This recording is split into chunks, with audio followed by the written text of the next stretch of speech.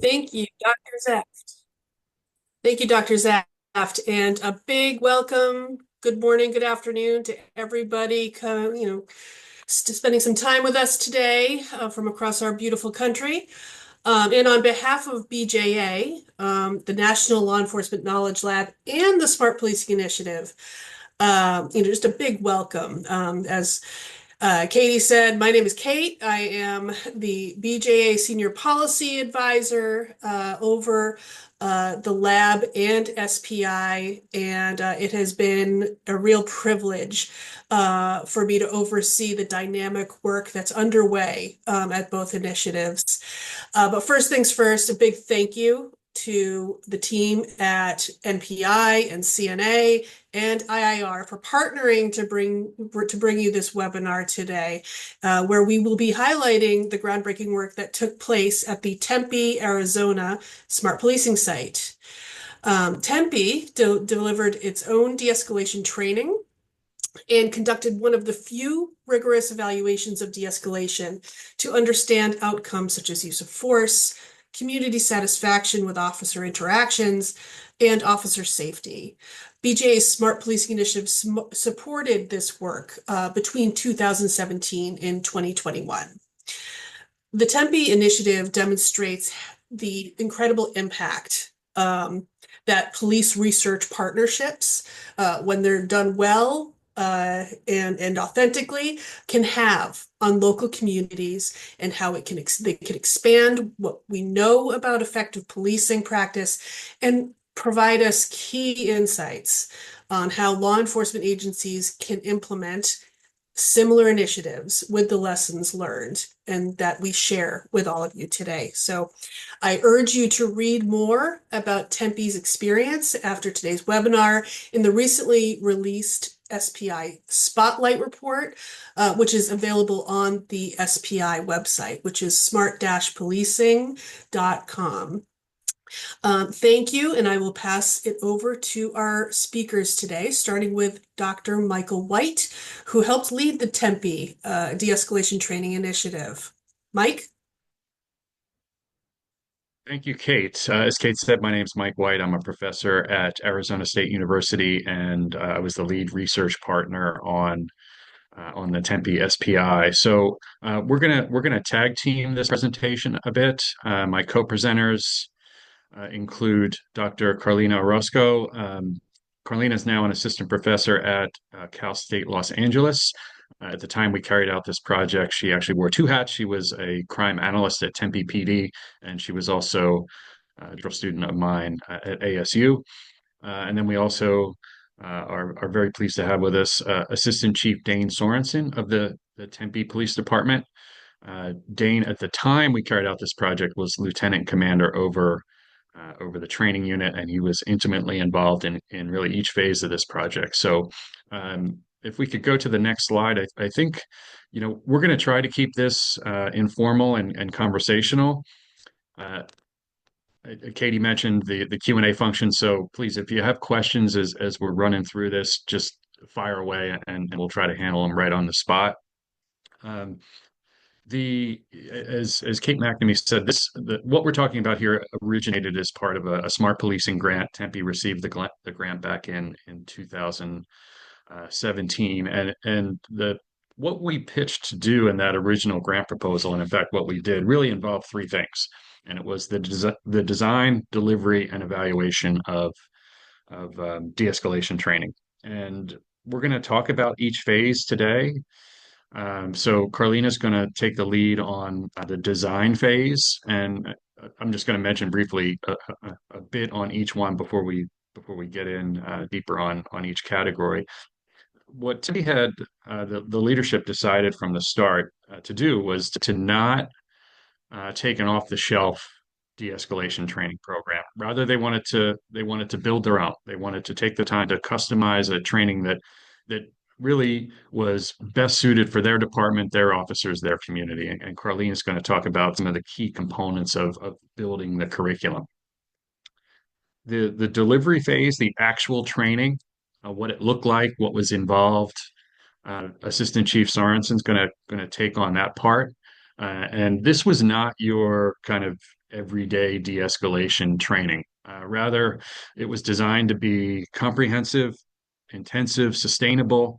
Assistant Chief Sorensen is going to talk about that. We actually have a video that will show that illustrates kind of the way body-worn camera footage and other pieces of the training came together. And then I'll bring up the rear with the evaluation. This was a randomized controlled trial, so I'll talk about what we did to try to get to that very important question of whether it worked or not. And we'll talk about the different outcomes that we examined to try to get to the bottom of that question. So with that, we can switch to the next slide. I'll kick it over to Carlena, and she's going to talk about that curriculum building 18-month phase.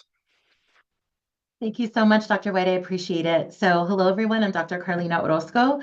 And as discussed, I'm just going to take a few moments to talk a little bit about the components of the project that contributed to curriculum development. So we can go to the next slide. So as discussed, Tempe PD made the decision to design a curriculum that was customized to their agency as well as their community.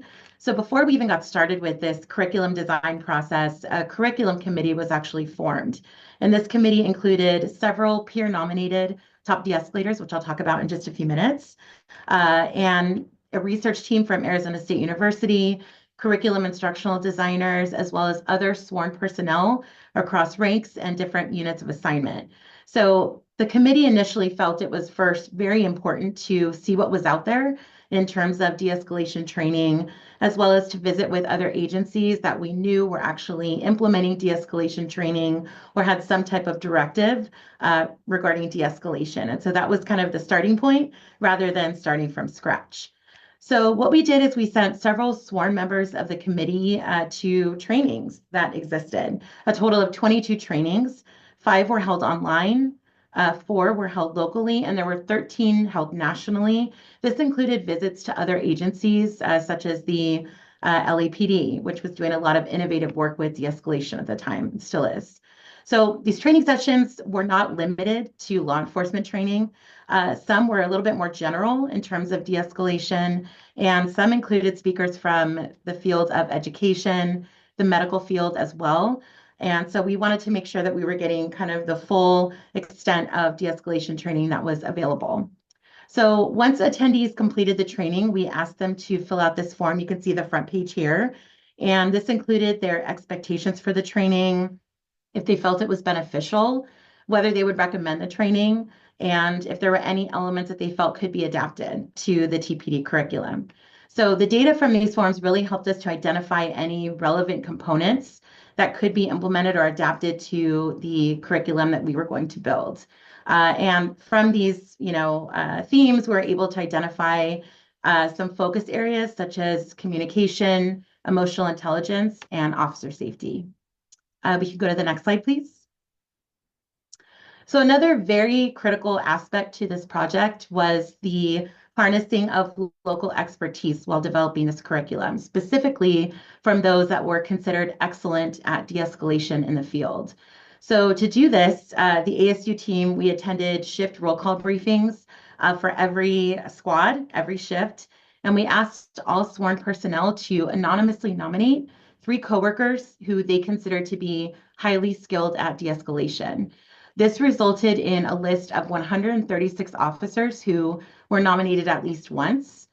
We also incorporated a level 2 nominations process by providing this list that was not in any specific order to the sergeants in field operations. We asked them to provide a list of their top 10 de-escalators as well. So once this was all said and done, this resulted in a total of 14 top de-escalators. And they also kind of served as champions on the project as well once we started to get everything underway.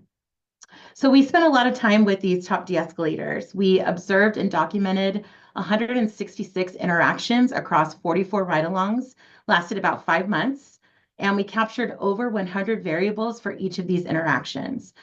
Specifically, we captured data on what occurred pre-arrival, incident characteristics, officer characteristics, as well as community member characteristics.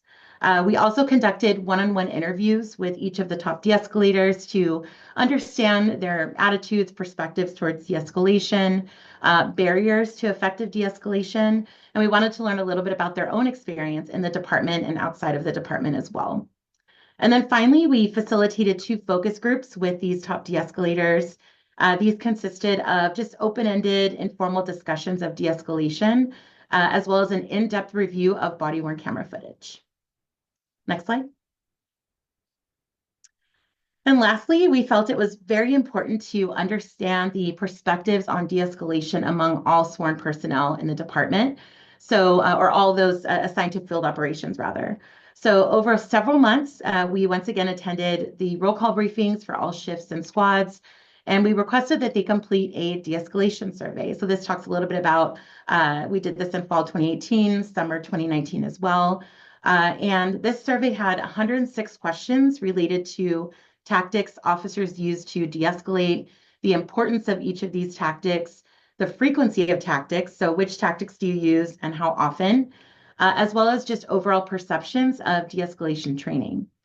So these results, along with the findings from the prior components that I discussed, really helped us to inform the curriculum. And here you can see one of our publications that discusses this in a little bit more detail, and this is also fleshed out a little bit in that spotlight report. So now I'm going to pass it over to Assistant Chief Dane Sorensen, who's going to discuss the delivery of the training. Thank you, Dr. Orosco. Next slide, please. And next slide. All right, so when we first came up with the training and the delivery, the biggest concern we had, especially at the time, the buzzword, the word that everyone was worried about in law enforcement at the officer and sergeant rank and throughout the department was, what is your definition of de-escalation? So we spent hours and hours with our group coming up with an acceptable definition of the patrol model of de-escalation, and that included our application of the patrol model, which I will talk to you about here in a second. But really, what we wanted to highlight as we kind of broke the barrier of delivering this training to our folks was officers should not compromise their safety or increase risk of physical harm to the public when they're using these de-escalation techniques. And that really allowed us to break the ice and kind of open up as de-escalation. We want you to do the right thing, but we don't want to put you at risk, and we don't want you to put other people at risk that you're going to come into and come across in the public. So next slide, please. So we saw 4 different areas that we really wanted to touch on. The pre-care, how are you showing up to work? We really wanted our officers to understand how they show up to work. Our personal lives, we're human beings, affect what's going on at work. We talked about what's the baseline that a supervisor should know? Are they seeing their officers act differently on different days just based on what's going on in their lives? It really is a function of everyone is supposed to take a self-evaluation, take that pre-care, and also your supervisor and your peers as well. Self-management. Do you know when you're having a bad day? We want our officers to identify that if they're having a bad day, that they're identifying things that they can do to have better interactions with the public. What are your limits? What is your skill set? When we hire police officers, we hire a wide range of police officers, give a base level of training, but there's people that excel in certain parts of policing and not in others. Know those limits, and also make sure that if you need to get help from someone else that you're working with. Managing resources. This goes to relieving a colleague if they're in over their head. What other resources can you bring to a call for service to make you successful? Is it tools, whether it's less lethal tools? Is it tools like drones or other things so you can get a better idea of what's actually going on? And now we've incorporated with managing resources our real-time operations center. Do you have a better idea of what you're responding to before you get there? Manage those resources, communicate, and use tactics that will hopefully de-escalate a situation. And then the final piece is the resiliency. Post-incident debriefs. I'm going to talk about the patrol model in the next slide. And we want our officers to start thinking as the patrol model really is the operational piece of de-escalation and incorporated post-incident, pre-incident, during an incident, and then in the documentation of the use of force that you have to think about how I could have de-escalated, what I did to de-escalate these things. And positive reinforcement. When we have things that are successful, let's showcase that. When we have things that we could have done better, then that's an opportunity to really dive into our de-escalation and not make it something where it is punitive, but it's something that we can all learn from. And that's, you'll see with the video that we put up, we monthly analyze all the force in the department and come up with an incident that we think is representative of the patrol model and our de-escalation tactics, and then put it out to the department. So next slide, please. All right, so talked about defining de-escalation, our pre-care, our self-management, but I want to really talk about the patrol model. So when we delivered this to our people, we really had to get them to think about how we want them to approach every call for service that they go on. So I'm going to kind of go through it.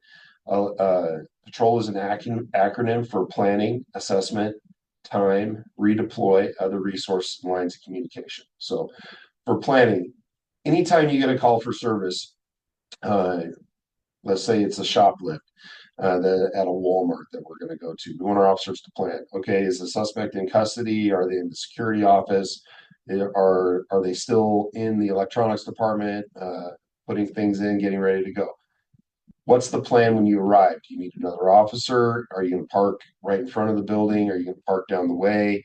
And then when you arrive, what's your assessment? Was it a shoplifting? Maybe this person was in the security office getting ready to be detained, but as you arrive, you realize that the suspect's running outside of the store. What are you actually responding to? Because as we know, most of the calls that you're sent on are not actually what you were arriving to. Time. So time equals distance and cover. So we want our officers to think, do I have time to bring in other resources, do something different tactically, or do I have to act now because there's a danger to the public, danger to myself? We really want to think about time, and we know that distance and cover provides us opportunities to really kind of work through a call for service without having to use too much force. Redeploy. What we want our officers to do is have that autonomy that when they arrive on scene that they can make decisions where they can redeploy the incoming resources, they can redeploy themselves if they're in a position of disadvantage or something is a bigger call than what they expected they were arriving on. And we really harped into our supervisors that the only person with actual situational knowledge to do this redeployment is not a supervisor driving to the scene, it's the officer on scene. We give them the autonomy. Other resources. We're fortunate in Tempe that we have specialty units. We have a lot of different tools. We have pepper ball. We have less lethal. We have obviously our taser. We have a drone program. We have tactical units. We have a bunch of different things that we can do to bring in other resources. And we work very well with our agencies around us to bring in even bigger resources like air support, things like that. And then lines of communication, really, that's the most important thing. And we harped on lines of communication of there's really three groups that we will talk to on a call for service. They're law enforcement. So everyone from our communication center to the officers to other officers arriving on the radio, other jurisdictions that may be coming to assist. We're also speaking to the public. When we're making commands to our third group that we'll talk to, the person that we're attempting to take into custody, those commands should be clear, concise. So if I'm a person that's watching this, or I know that I understand what the police officer is doing, we're using clear language. We're not using curse words. It's an opportunity for us to really communicate our intention to end this thing safely, but also to put some safeguards that if this doesn't happen this way, then we were prepared to use force to take you into custody. And people around know that if that happens, then we are going to be using force. So, and I'm going to go next slide, please. Okay, so a couple things here. This is something that I think is super important. We did our test run in January of 2020. And probably the most effective part of this the best learning experience that I had out of this was we originally had 2 days of training planned, 20 hours. And there was even talk of taking it longer. So we put together our program. We thought we had everything squared away. And we brought in basically some of the smartest, saltiest officers that we had in the department that were willing to tell us how it was, if it was good or if it was bad. The training went through, and I remember we had a comment that came back. It was someone that was in special operations in the military, and they said it was the worst experience they had had since Ranger School. And we realized that we weren't as good as we thought. So through ASU, this was huge. We got with some curriculum advisors that helped us put together and shorten our 20-hour training to 10, and then come up with interactive ways to basically get the class to come together. Night and day difference. This is the big takeaway for me. Doing training, don't just rely on police officers. Please get curriculum advisors. So we did our 1 day sessions through March of 2020. It included classroom and operational scenarios that included small groups and the whole class. And the training went very well. So I'm going to show you we did this in 2020, and obviously we've adapted, but I'm going to show you something now, which is part of our virtual roll call. So to instill the patrol model in folks, I'm going to play this video in a second, but this is going to be a call for service of a person that's firing in a heavily populated bar district. He ends up running through an alley, but we're going to play this call for service. We're going to let the officers talk in their own words, and you'll hear them at times talk about what was their plan, what was their assessment. And this is the type of training we put out to the department. So we have someone that's actually shooting, and you'll see this person taken into custody. It doesn't happen quickly. There's a foot pursuit. It's high. There's a lot of things going on, but when the officers actually contact the person, you'll see them use time and assess and really slow things down to limit the amount of force. We could have had an officer involved shooting potentially out of this, but we didn't. We didn't even really have a use of force. So let's go ahead and play this video and then go from there. It's about 5 minutes.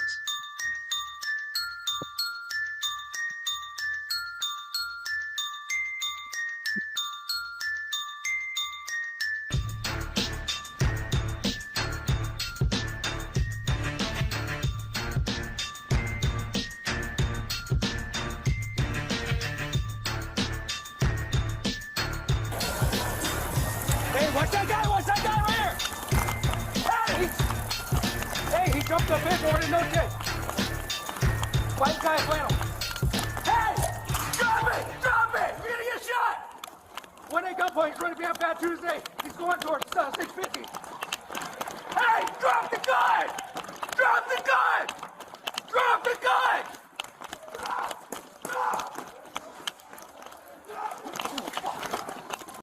Stop!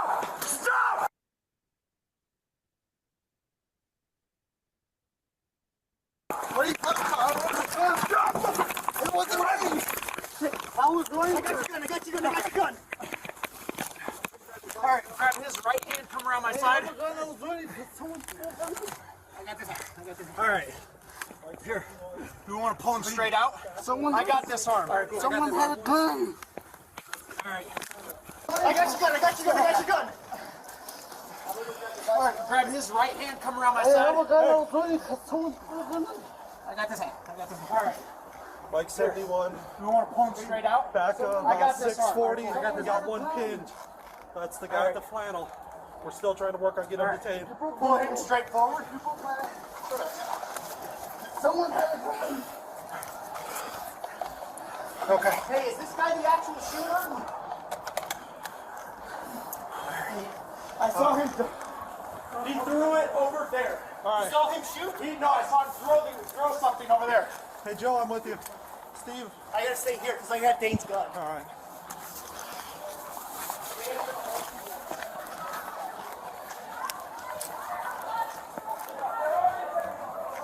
Hey, where's that injured subject at Fat Tuesday?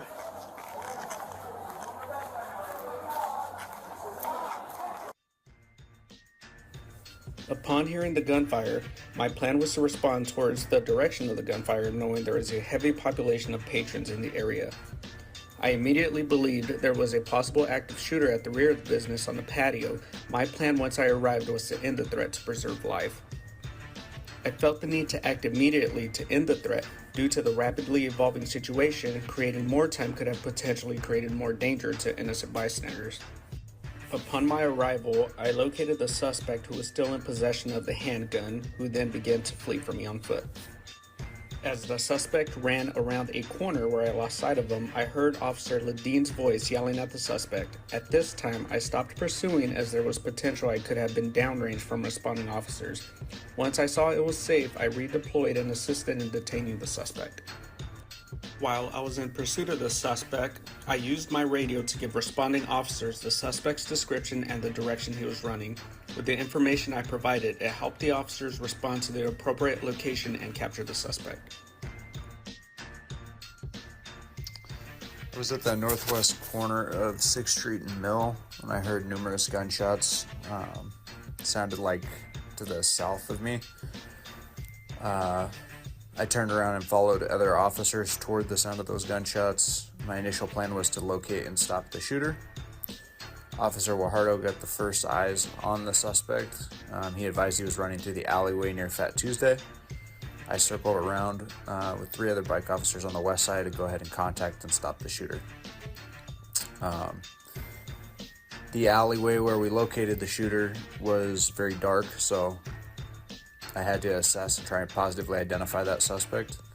I saw a movement off toward the patio of a closed bar, 640, as the suspect was running toward me. I yelled at him to stop. He was non-compliant.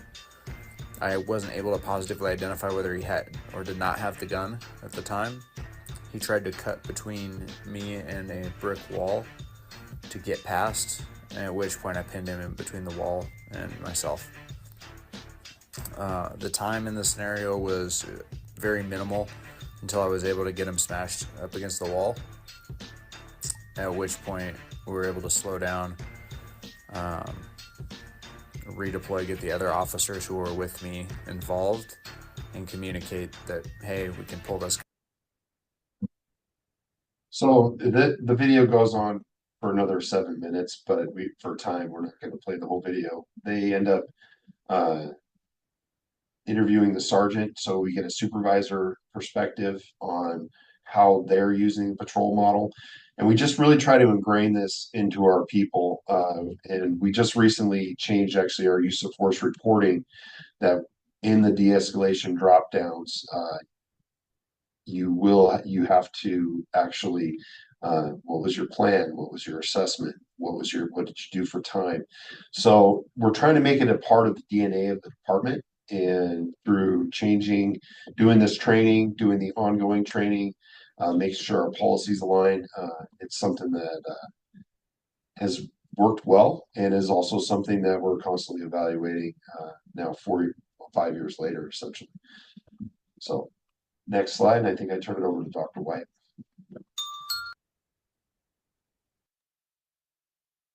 Thanks, Dane. So just a brief recap, and I should have said this up front. There could be a 6-hour version of this webinar. Obviously, each of the phases, design, delivery, and what I'm going to talk about now in terms of the evaluation were being necessarily brief because of time constraints. But so please keep that in mind. And the spotlight that Kate mentioned, that has a lot of information. We've published some reports and articles as well that really describe the project in greater depth. But so just for a brief recap, the first part, the design phase, Carlena talked about all the different things that went into building that curriculum. And the grant allowed us to do that, to take that time to be deliberate, to cast a wide net and be selective in terms of what was going to be incorporated into this actual training. And then Assistant Chief Sorensen was talking about the delivery. I just want to highlight a couple of key points.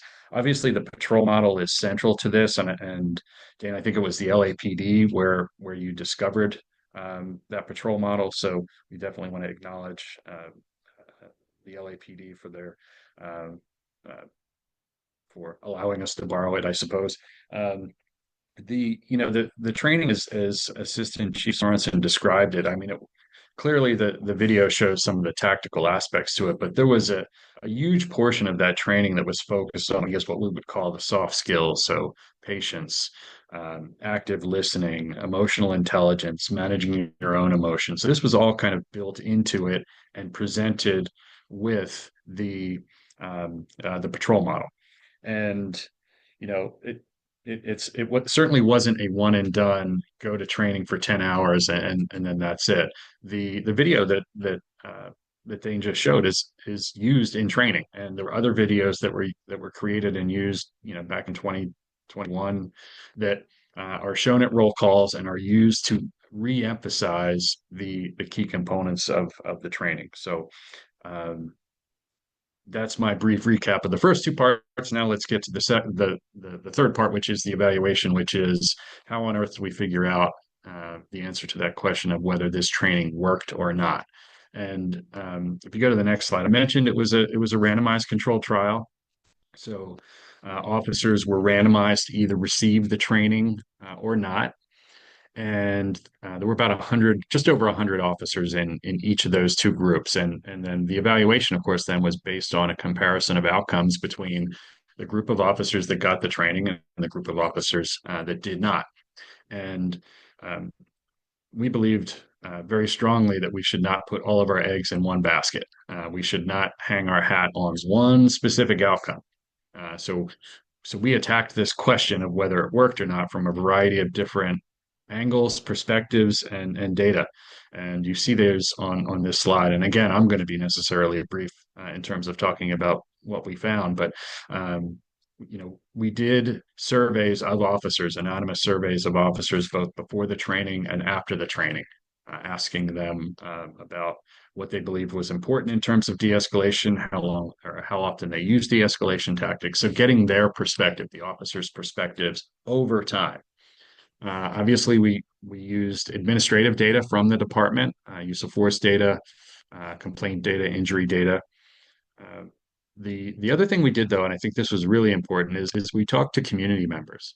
We conducted phone interviews of 283 Tempe community members who had a recent encounter with a Tempe police officer. And I'll talk about how we did that and some of those results. And then the last thing I'll mention is that we use body-worn camera footage as data. Body-worn camera footage was part of every single phase of this project, from the work with the top de-escalators in the beginning to using it as in training products like the one that Dane just showed, and then also in the evaluation. So we devised an intensive process for folks like Carlena and other graduate students to watch body-worn camera footage and to code a ton of information from what they're watching. We're talking hundreds of hours of footage and even more in terms of the time commitment. And we did reviews of footage of incidents that were just randomly selected. And we did reviews of footage that involved use of force. So let me just go into each of these components relatively briefly. So next slide. I mean, we definitely wanted to get officers' perspectives on not only training, but to use their perspectives to assess whether They believed it was altering their behavior, altering the way that they were handling encounters. So we did surveys 6 months before and 6 months after the training was delivered. And again, a bit about the survey that we did initially during the design phase. This was the follow-up, and then it was simply looking to see if there were differences in what officers said based on whether they got the training or not. And we found differences. And you know, one particular tactic was highlighted by trained officers as being significantly more important than what the control officer said that was compromised. And then there were a number of other tactics that the officers who received the training said they use significantly more often. And then you can see the image of an article that we published, presenting the results of those survey data. The next slide shows the work that we did with. Next slide, please. The next thing we did, like I said, is we talked to community members, and we interviewed 283 community members. Some of those community members had interactions with officers who received the training. Some had interactions with officers who didn't receive the training. The community members didn't know. They had no idea that there was an evaluation, that de-escalation training was delivered. All they knew is they had a recent contact with a Tempe police officer, and now they were having a phone call with folks from ASU. And we asked about a wide range of information about the encounter that they had. The questions were very straightforward, researchy kinds of questions. Indicate your level of agreement with the following statement. The officer that I interacted with treated me fairly. The officer was honest with me. And they would indicate whether they strongly agreed, disagreed, strongly disagreed, that kind of thing. And then we were able to quantify those results. And what we found was, I remember when these results were just first coming in, I was stunned at the number of statistically significant differences, all favoring a positive training impact. The community members who interacted with officers that got the training rated their encounters significantly more positively. You see some procedural justice kinds of questions here. Community members who interacted with trained officers were more likely to say they were treated fairly, that the officer listened. They were more likely to be satisfied both with how they were treated and how the encounter was resolved. And they were also significantly more likely to indicate that the officer had used specific de-escalation tactics. And again, I think this may be one of the most important findings from the entire evaluation because it comes from the community members. It's not police administrative data. It's not officer self-reports. These are folks who had interactions. Something happened. A Tempe police officer responded, and we're getting insights into how those encounters played out.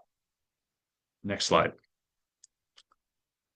The next two slides really deal with the body-worn camera footage and how we use that as data. First, we wanted to make sure that we were not focusing only on those encounters that involved a use of force. We wanted to tap into the larger universe of encounters that officers have with Tempe community members that really are relatively routine and nothing of significant happens. But we believe that those were important to examine because officers' use of de-escalation in those kinds of encounters is really important too. So what we did is each week, we did this before and after the training, we'd randomly select 10 officers, 5 in the train group, 5 in the control group. And then for each of those 10 officers, we went into evidence.com where body-worn camera footage is stored, and we randomly selected a video that had been uploaded within the last week. So random reviews, trained officers who hadn't gotten the training, and then we applied our very detailed coding process. And again, here we found some pretty significant differences, again favoring a treatment effect, that is, trained officers were engaging in ways that were significantly different and important ways. Trained officers were less likely to use a condescending or patronizing tone, more likely to try to build rapport, less likely to use charged or imposing body language. That these kinds of findings we would have never unearthed them if we had not looked at the footage. You wouldn't see these kinds of things in any sort of administrative data. It was only through the body-worn camera review that we could identify these differences and link them to the actual training. The next slide shows what we did. So that was the random review of footage. We also applied our coding scheme, our review of footage to all use of force incidents, both 6 months before the training and then 6 months after. And same scheme in terms of what we were collecting. Some significant differences we found. Officers who had received the training spent much more time at scenes where force was used.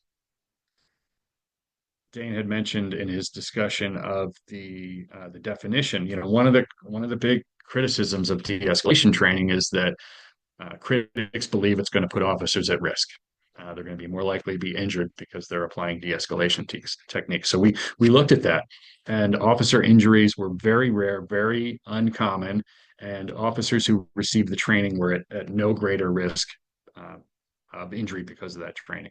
And then the last finding, and this is a really important one, again, these are all use of force encounters. So these are encounters where something happened, an officer used a takedown or pepper spray or taser, whatever it might have been. What we found is when we looked at community member injuries during use of force encounters, community members who interacted with officers who got the training, they were 58% less likely to be injured during those use of force encounters. So, like I said, we were trying to attack this from a variety of different ways, variety of different data sources, from asking community members questions, asking officers questions, administrative data, body-worn camera footage. Next slide. I'm gonna pick up the pace a little bit. I want to make sure we have plenty of time for questions. We've done a lot of reflection since this project was completed. And we've thought a lot about the reasons why this project might have been successful, and some of the things that we've highlighted over the last 45 minutes are again highlighted on this slide, and I think are intimately tied to the success of the project. Certainly, the definition of de-escalation that the team came up with. Um, Assistant Chief Sorensen mentioned our first effort and those seasoned, salty officers telling us that we sucked in terms of our training, and then us taking the time and based on their critiques, changing it, changing the way that the material was taught, and that it was not just a one and done. There were these refresher um, sessions that happened during pre-shift roll calls, not putting all of our eggs in one basket, embedding it throughout the entire process. The assistant chief talked about their use of force reviews and how that patrol model is now used to examine every use of force that occurs. And then also not reinventing the wheel, recognizing that other people, other agencies are doing good work and kind of leveraging that other good work and building it into the training that was delivered here. So next slide. The other thing I'll mention is that as part of that reflection that we've been going through, we developed what we're calling a de-escalation training checklist. This is in the site spotlight, which Kate McNamee had mentioned. It's referenced on the next slide. We created what we thought might be helpful to agencies, police leaders who are just starting to go down this road with de-escalation. What are the things that you need to be thinking about at each phase of this in terms of your planning, in terms of when you're going to deliver the training? Are you going to evaluate it?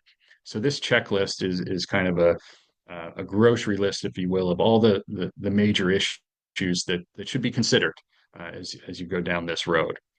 Next slide.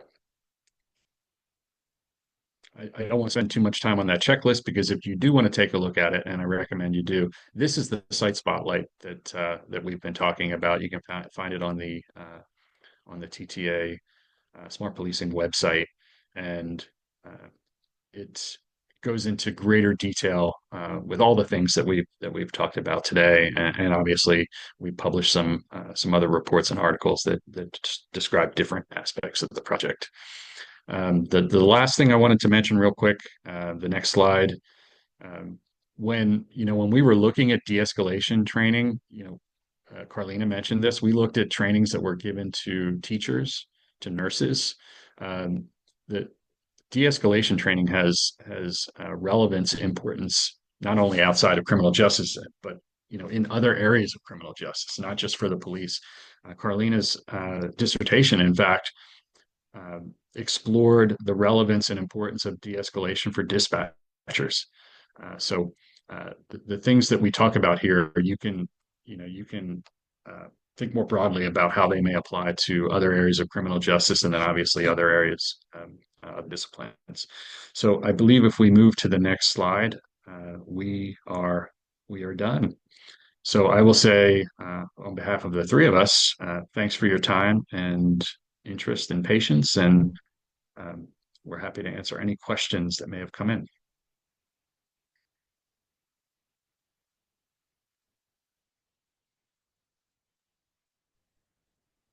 Dr. White, there is a question in the Q&A tab. You may want to address that.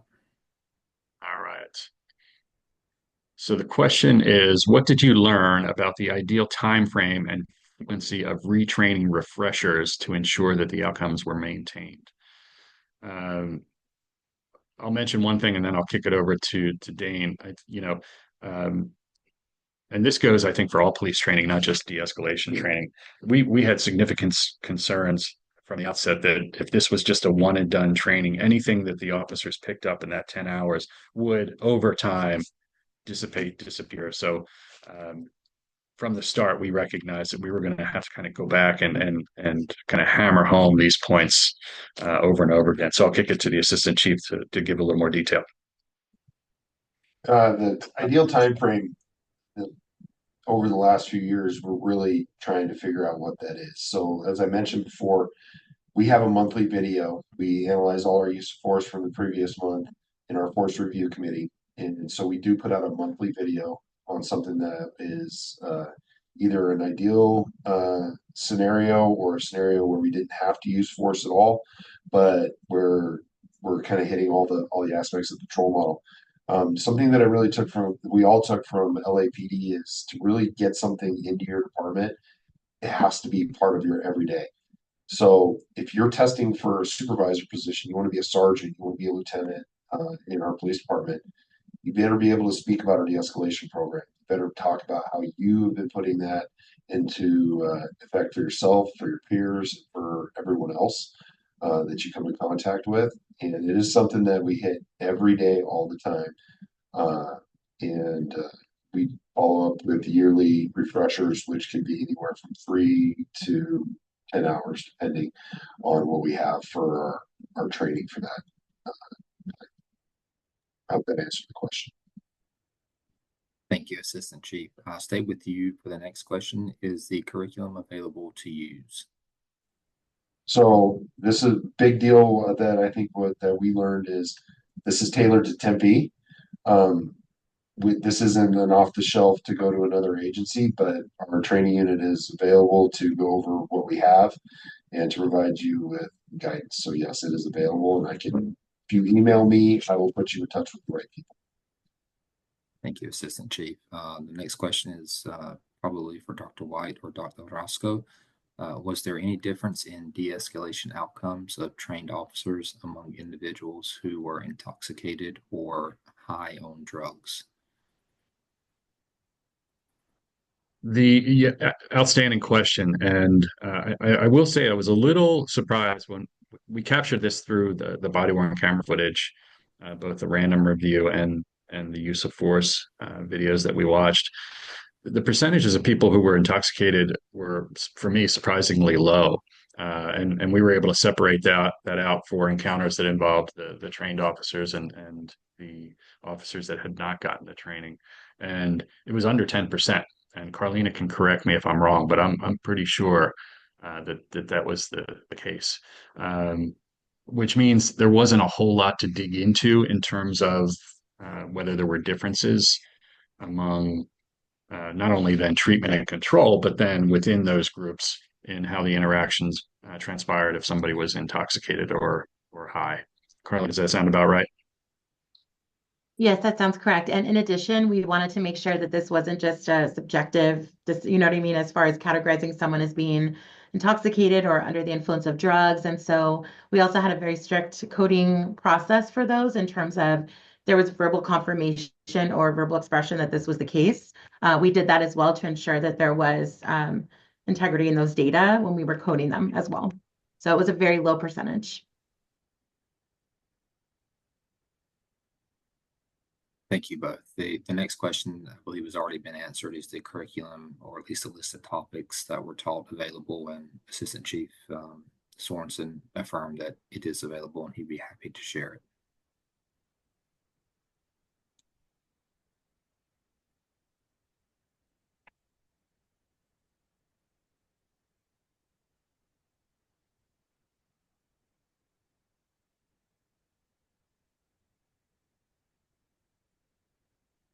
Do not see any additional questions at this time, but oh, there we go. Next question, what percentage focused on soft skills versus tactical skills? I'll jump in real quick. I don't think we need to go back to the actual slide, but the slide that had the patrol model next to it, it had a list of topics, and that was the actual kind of agenda for the day.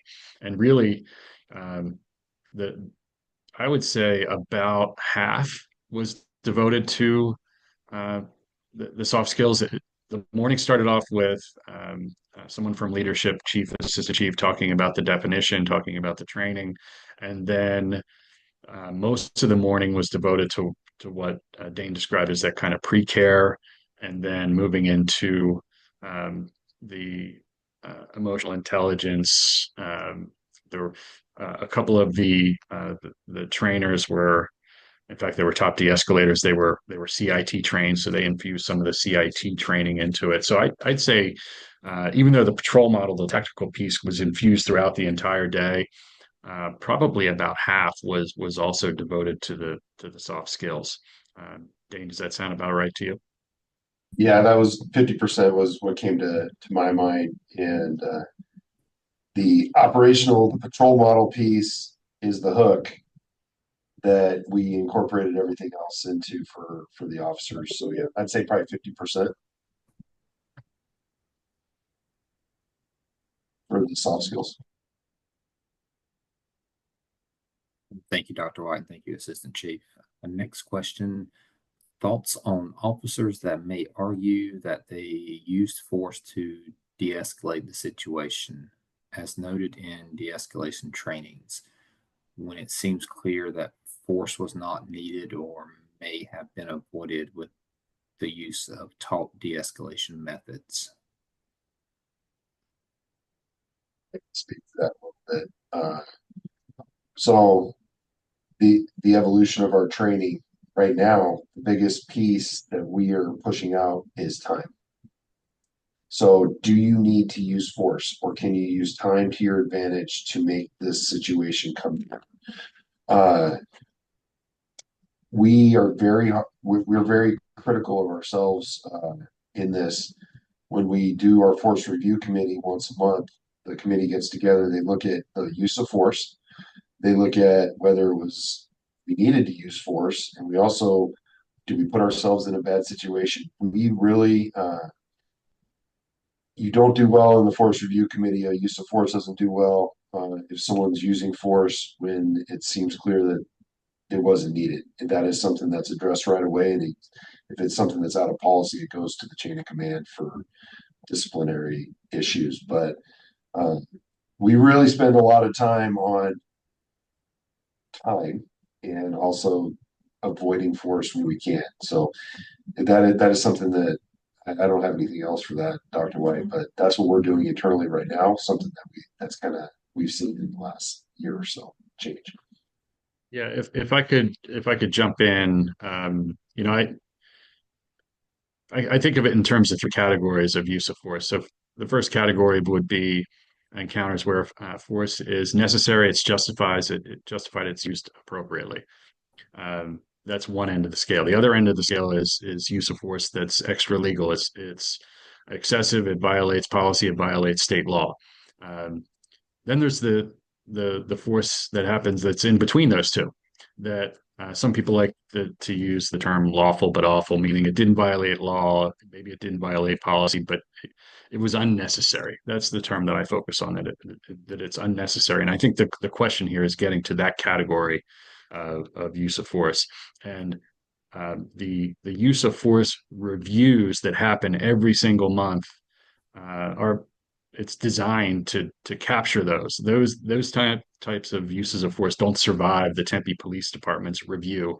They are captured and they are dealt with, and I think that's a really important point. It's not just focused on that bottom category, the extra legal excessive uses of force, because those in Tempe are really almost non-existent and are rare in other places, but it's the unnecessary uses of force that is, an officer who's more skilled, um, uh, can resolve that peacefully, whereas an officer who doesn't have those skills, uh, you know, paints him or herself into a corner and then ends up using force that wasn't necessary. So the use of force review that has grown out of this project really is designed to deal with that.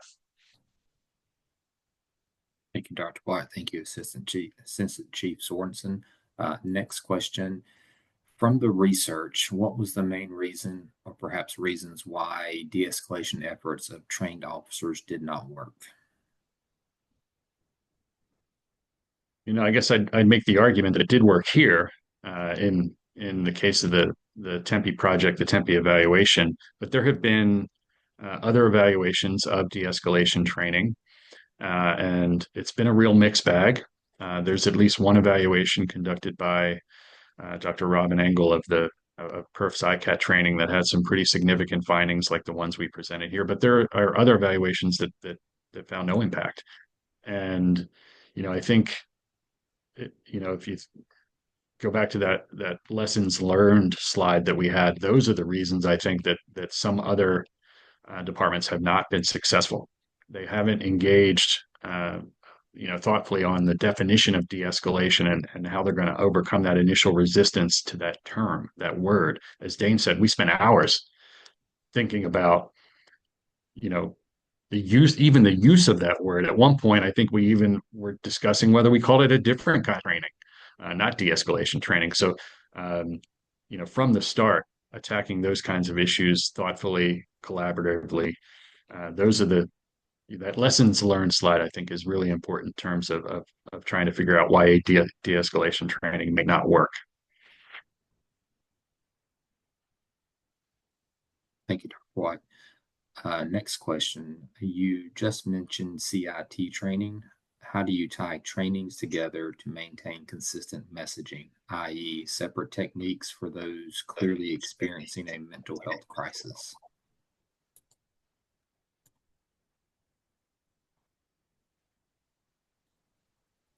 Sorry, Dane, did you want to talk generally? Yeah, go ahead. sorry, I was on mute. I can help answer that. So, uh, I believe the national standard for CIT training is 20% of your uniformed officers. We're currently at 55% in Tempe, and hopefully by March it's 60%. And I know I talked a lot about operations, but when you talk about other resources, CIT training is one of those other resources. CIT trained officers that we encourage our people to call upon to use those different techniques for mental health crisis, things like that. So the training unit is responsible for all of this training, and they incorporate, they understand where things overlap, and that's part of our resources. One thing I would add, and Carlena, you can correct me on the number, going back to the 14 top de-escalators, um, as Carlena mentioned, they became champions of the project. I think three or maybe even four of them were actually involved as instructors. A significant percentage of those top de-escalators had received or attended I guess it's the FBI hostage negotiation training. Carlena, do you remember the exact number? It was significant, though. Yes, the majority.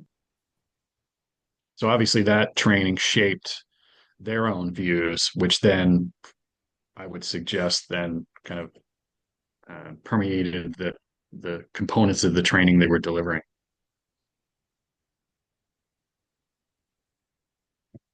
Next question.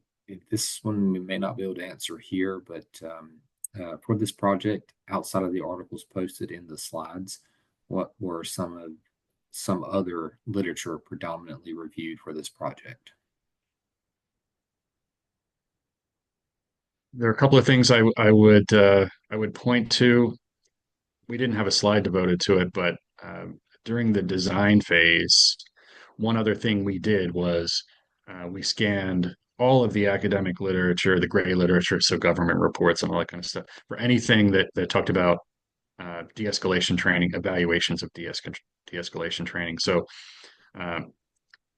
Robin Engel's systematic review that she did she published it, I think, in maybe 2020, but she did a 50-year review of anything on de-escalation training. So that's a good starting point. I mentioned the perf training. The ICAT training's been evaluated a couple of different times. And there was another training called T3. I forget what the three T's stand for, but that was evaluated rigorously as well. So that's about it, though. So the Tempe training, the T3 evaluation, and ICAT. If there are some others, there I cannot think of them, but it's a pretty limited literature on de-escalation training. I also wanted to add, Dr. White, when we were looking at this kind of curriculum building process, we wanted to, much like when we sent officers to trainings that were outside of law enforcement, we also conducted a very comprehensive review of the literature, any discipline that mentioned de-escalation training. So we were trying to look across all disciplines, in addition to policing, of course, to understand what was out there. And so we did that as well during that process. So what is in law enforcement related de-escalation training, anything outside of that. And that really helped us to understand the extent of what was being offered, as well as any components that could be adapted to the curriculum in Tempe. Thank you both. Next question, what is the criteria for the instructors of this training? So the instructors of the training now are training in it. So they're general instructor certified. They have use of force training. They're trained across the department. So it's internal. There's no external criteria that we use. It's our professional trainers that we use. And I'll add that during the original training as part of this project, there were a handful of instructors that were outside of the police department, and they focused on some of those soft skills, emotional intelligence in particular, and then also, like I mentioned, the top de-escalators were used as well. Thank you both. I do not see any additional questions in the queue, but we will leave the Q&A open for a few more minutes to make sure everybody who wants to ask a question has the opportunity to do so.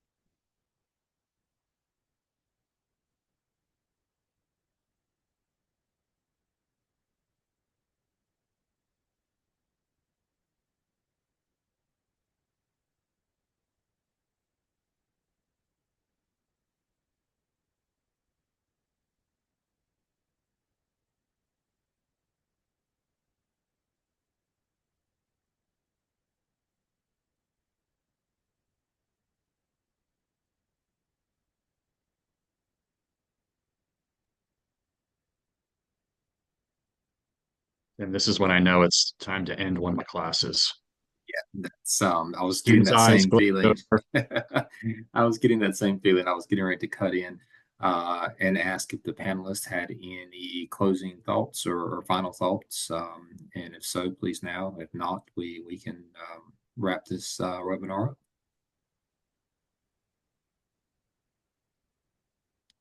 Okay, hearing none. Would like, on behalf of BJA, the National Policing Institute, the CNA, IAR, SPI, all those acronyms. Thank everybody for joining us today for this very informative webinar. And again, thank you to the presenters for taking time out of your schedules to be here today. If there are any lingering questions, I would be happy to forward those to the panelists, and everyone that registered should have my email. That's tbest@iir.com. So feel free to email me any questions, and I'll be happy to forward those along on your behalf. With that said, thank you everybody for attending, and we are adjourned.